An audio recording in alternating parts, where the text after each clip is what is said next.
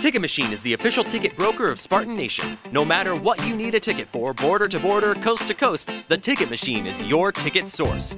So whether you need to get into the hottest concerts, the best sporting events, you want the best seats in the house, or you just want to get in the door, when you want to go to any event that requires a ticket, anywhere, border to border, coast to coast, it's always theticketmachine.com. Theticketmachine.com, 517-655-3201. Check it out today at theticketmachine.com. Yes, pretty much, I think whatever I said last night was probably pretty status quo, right on. Thought we played well, throwing the football, obviously. Got to continue to try and run it a little bit, but I thought we, basically to get the ball into our guys' hands that, can make plays, LJ Scott, etc. But wide receivers caught the ball very effectively. Biggest reasons we probably won was turnover margin as much as anything, 3-1. We both had a fourth down stop, so that enters into it. Brian Lewerke played outstanding. I thought he threw the ball very effectively. For the most part, made good decisions. Belton Davis the big day, but other guys had big catches as well. Hunter Rison, Darrell Stewart, Cody White. So I thought we played effectively there. Defensively, I thought after the first two out of the first three series resulted in touchdowns, we sort of settled down. We tripped on the one long one. I thought we played pretty effectively. Stopped the run. Barkley had one big run where he got out the gate a little bit. Other than that, we contained him pretty successfully. And big win. Matt Kaufman has two big kicks in the game. The last one, game winner. And it was exciting to watch that. And now we go to Ohio State to see what's next. Mark, this is Hondo Carpenter. I'm curious, after watching the tape, are there some guys from your view on the field or from the stat sheet you didn't notice to recognize after the game that had good games, but after watching the film really stood out to you?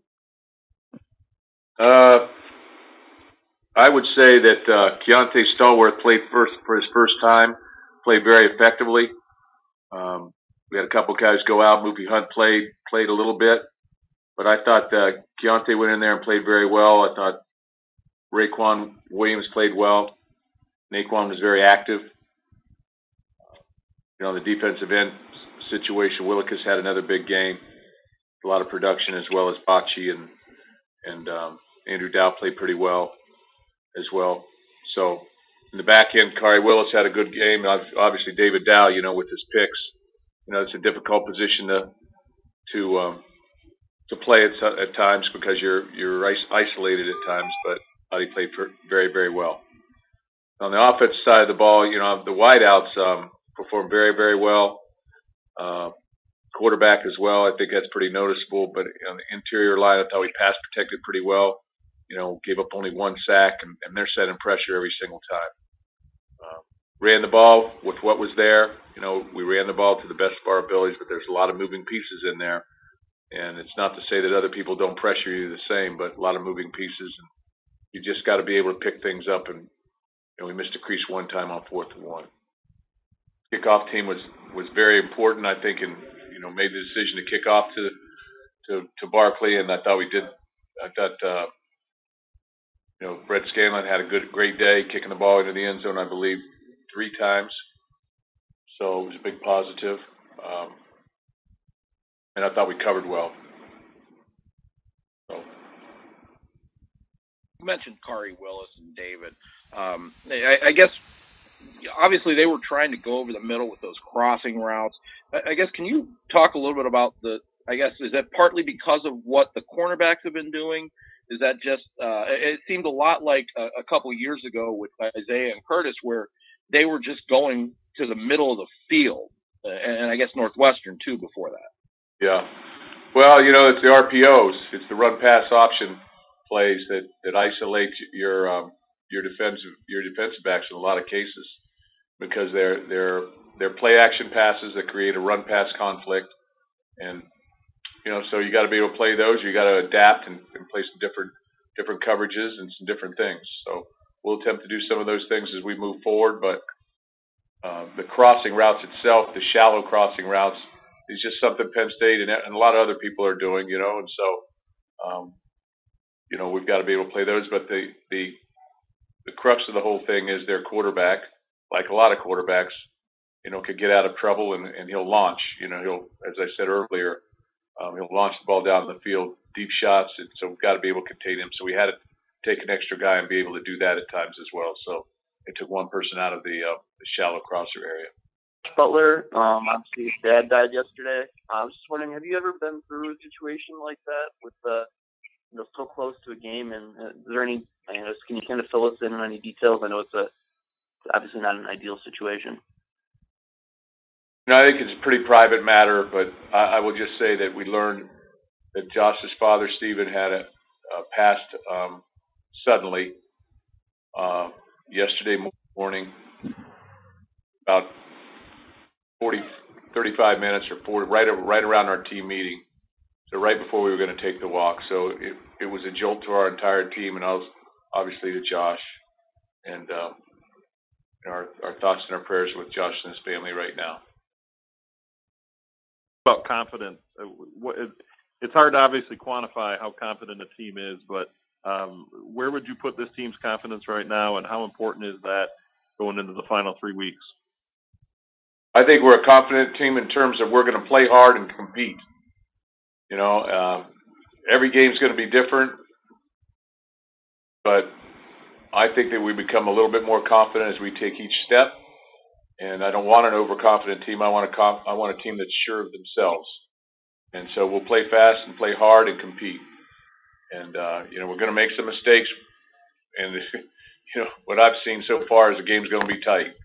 So we just keep playing one play at a time. But it's not perfect, but few football games are. So I'm very confident that our guys are having fun, competing. Got good leadership in the locker room, good chemistry in the locker room, and there's good emotion. You talked a lot about what the delay was like for those guys yesterday, and I don't think we asked what getting them back up and ready for the game and how long that process took and how you tried to approach that and get them ready to go right away as you came out of the locker room. Well, this is not the first time we've had these situations. We had a situation in Minnesota. We also took a bus ride to Northwestern, which was completely out of the ordinary in that case because we had left we had to leave so late. And so this was just another situation. So there was no game plan for it because I never expected it. But we really just didn't make a big deal about it. Said, hey, we're going to play and, we've got to get some food in them. We've got to make sure that we don't want to meet them the entire time because that would just become, I just don't think we wanted them to have that kind of centered attention for that long. So we made some adjustments. We came back and reestablished those, reiterated those one more time, maybe two more times, and we let people just sort of chill, put some games on in the locker room. We have big screen TVs in there. So we had a couple games on. I think we were actually watching the Ohio State-Iowa game for a little bit, for games, and guys were taking naps. I even saw a guy come out of his shower and said, you took a shower? He said, yeah, got to get fresh. So, and we spread out.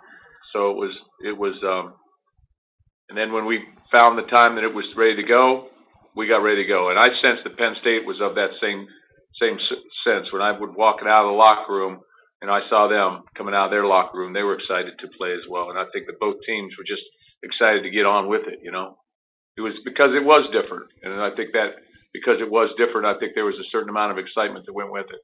And our crowd, we didn't fill up the place by far, that, but the ones that were there were passionate and it was loud. And the fans were tremendous, and I want to thank them for hanging in there and staying. We're coming back. You mentioned that with the break, it seemed like one of the things that the guys were doing a lot better when they came back out of the locker room was tackling in space. Was that something you talked with them about after a couple of those plays before the delay? We really didn't talk about that. That's something that we always center things on. You got to be able to tackle. I do think that, they have a chance to sort of settle themselves a little bit too, and, reaffirm what's important. And we talked a lot about pre-snap recognition and their initial footwork, their initial steps, and then finishing. Because, a football play lasts 4 to 5 seconds usually. So it's really about your eye control, your pre-snap recognition, then your eye control during the play, and then initial step, footwork, whatever that is, and then finishing and completing that.